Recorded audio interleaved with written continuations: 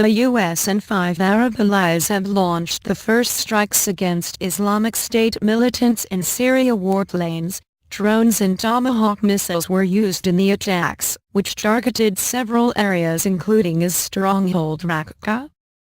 Syria's foreign ministry said its UN envoy was informed about the strikes against IS, which controls large swaths of Syria and Iraq. The U.S. has already launched about 190 airstrikes in Iraq since August. Monday's action expands the campaign against the militant group across the border into Syria.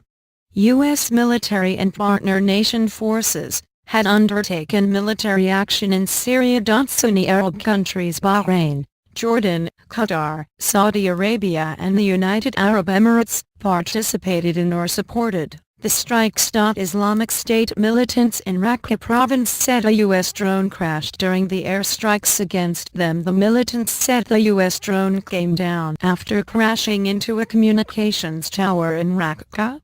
It said a total of 14 strikes destroyed or damaged its training compounds, command and control facilities, vehicles and storage sites.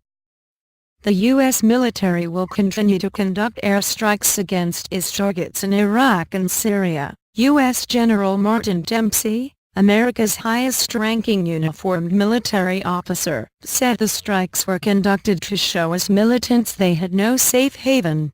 We certainly achieved that. These airstrikes mark a major shift in operations against us for two reasons. Firstly, they now expand the fight across the border into the group's heartland in Syria.